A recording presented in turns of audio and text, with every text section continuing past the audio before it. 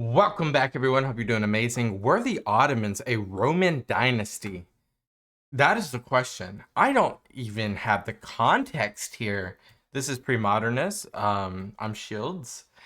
Let's jump in and try to understand what he's talking about. Lasted, and what if the Roman Empire lasted until 1922? That's what he's suggesting? Well, it kind of did from a certain point of view.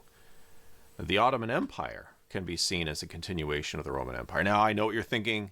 You're thinking that's ridiculous. Then Turkey is, if the mindset is like they conquered, then it never ends, right?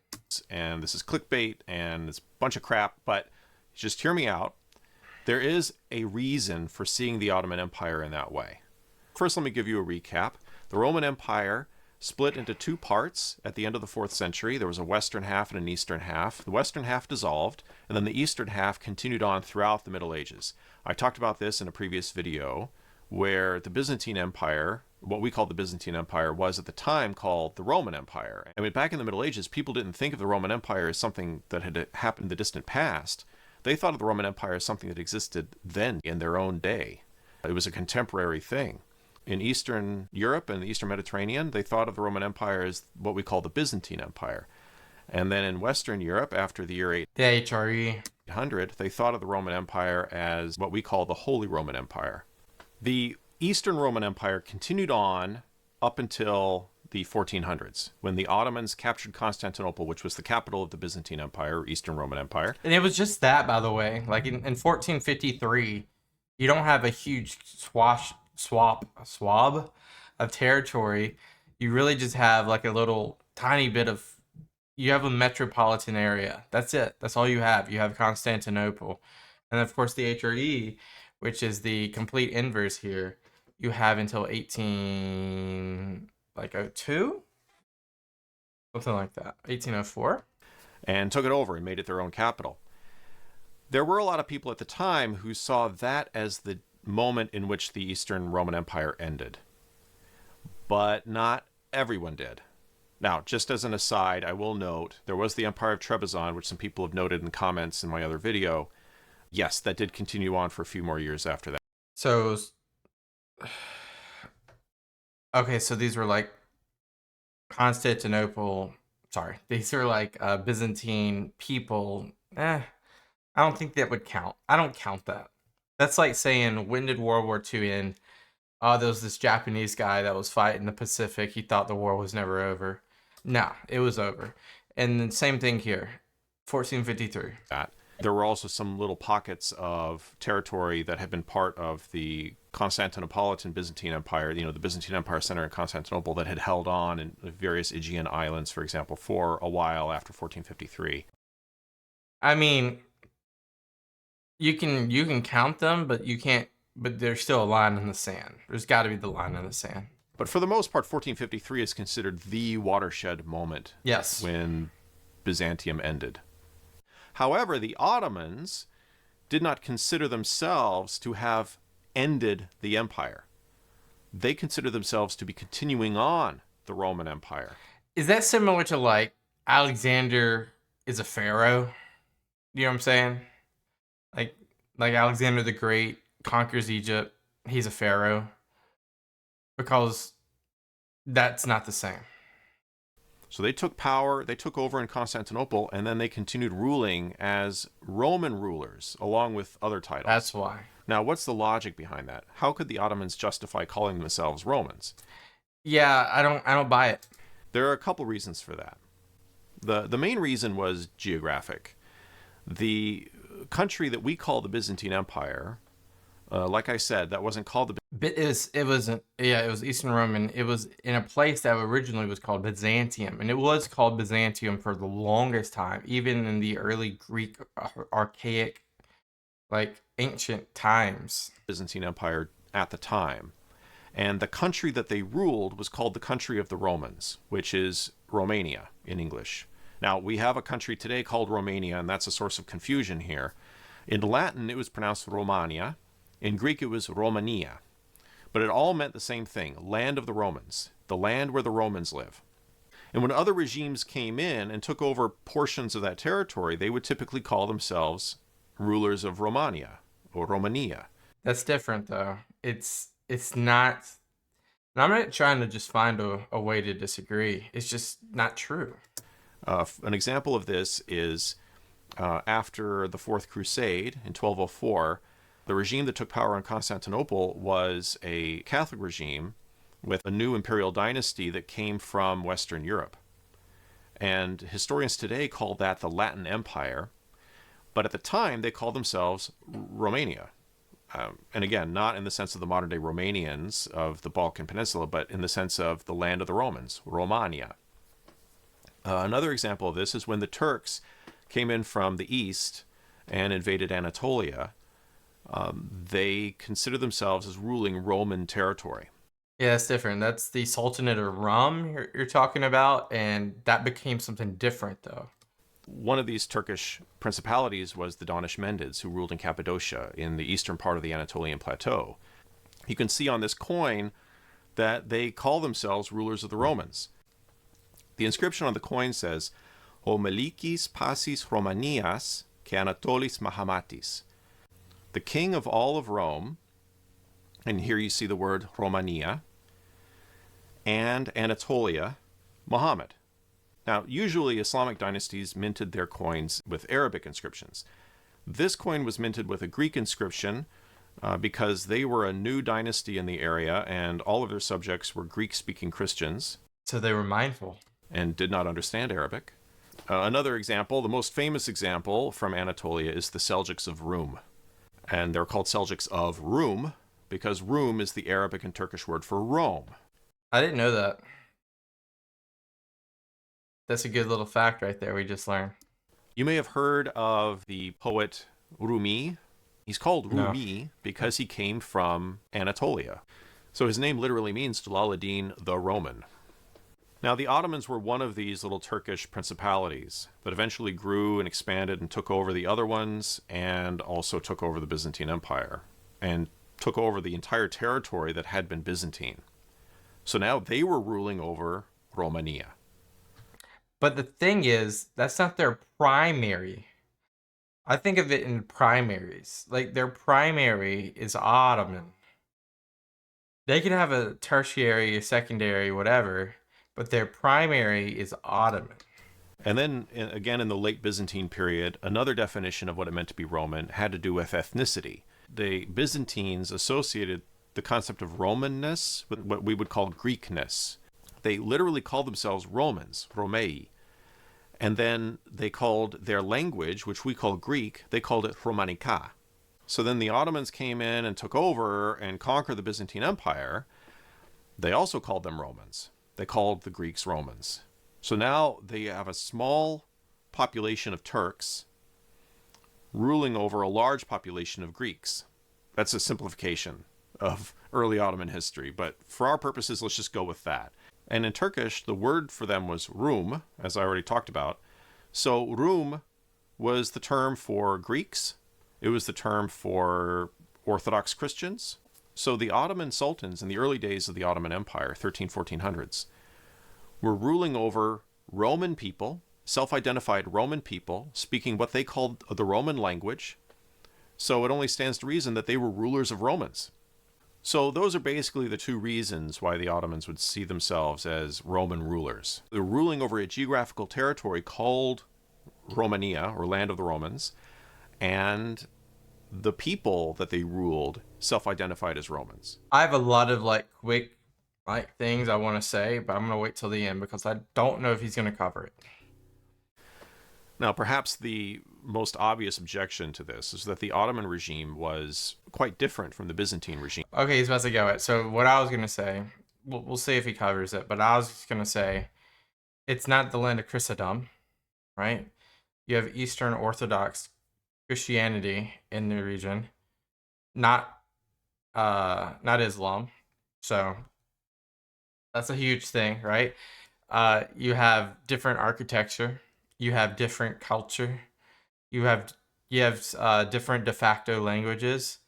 Even though at the height of the Ottoman Empire, you're going to have a lot of different languages within your within your nation empire. You have different aims. You have different history. You call yourself different. Um, etc. etc. So like if you think of the Ottomans, the question now is like, where do you call home? Where do you call home for the Ottomans? And when I say home, I'm talking in sense of like the eternal city obviously is Rome. And then Constantinople is number 2. You can say there's other cities too that are important, like Antioch, maybe Jerusalem, but that's all based in religious spectacle. Maybe not Rome, maybe Rome, but then for the Ottomans, what matters more, the nationality or the religion? And if it's the religion, obviously it's Medina, it's Mecca, it's Damascus. It's because of course Damascus was partly the capital for a little bit, a long time ago. In terms of caliphates, and I'm wondering if like the Ottomans also think they think if the construct here is that the Ottomans believe they are Romans, so when they take over the Levant, are they also, Rashidans, Umayyads, Zabuyids, etc., etc.? Or does it matter to the context of the contemporary name and the contemporary people? So many questions. That preceded it. It was different in terms of political ideology, political legitimacy, the legal system. Yes. And just so. to play devil's advocate, I would suggest that imagine if a new regime takes power in France that completely changes the political ideology of the country. Perhaps That's different though. They didn't conquer France. It'd be different if so Germany conquers France in 1940, pretty much, right? Then you have Vichy France, and then you have France. I mean, sorry, you have Vichy France, and then you have Germany. You have Germany occupied territory. Napoleon conquered the Rhine. It sets up new governments, sets up new things here and there. The Mongols, they attack. What do you call it?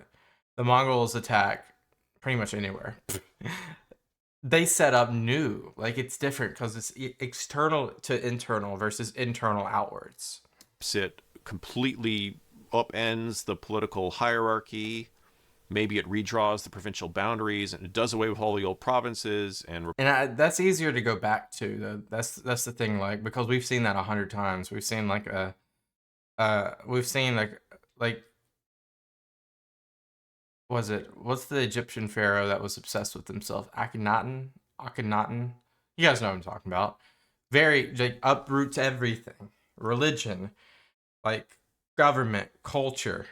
But then when he dies, it's over. Like they go right back. So like I don't see that being like change. places it was something else, changes the calendar, makes all kinds of dramatic changes in French society and political culture.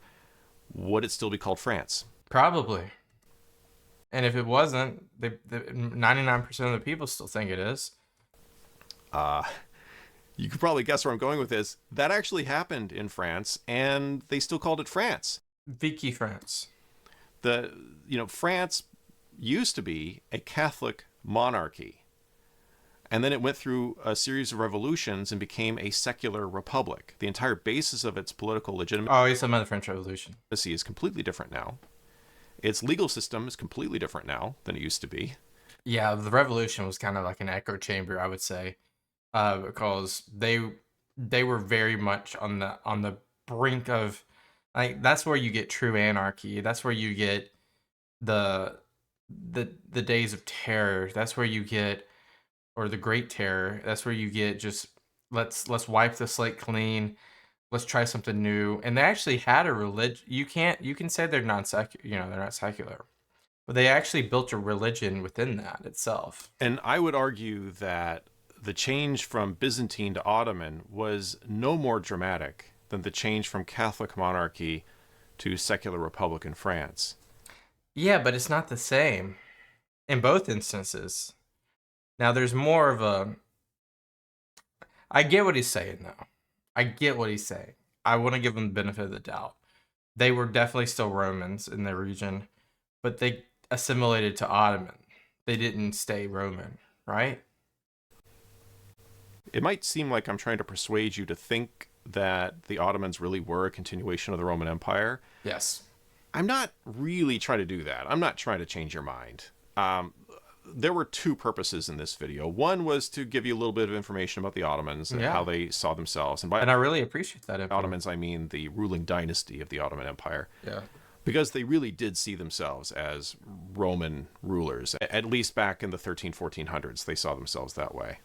And I say 1300s because they actually started calling themselves Kaiser Rum before the fall of Constantinople. But also, part of the reason for the video was to touch on a concept that's really important when studying history, which is to be able to distinguish between the event that happened and our interpretation of that event. So when the Ottomans took Constantinople in 1453, that's an event that happened. It is part of objective reality. Yeah. It's a thing that happened. But was that the fall of Rome? To call it the fall of Rome is for us to project a meaning onto that event. Or I see where to he's go back going. to 476. It's the start of the end. Let's say it that way.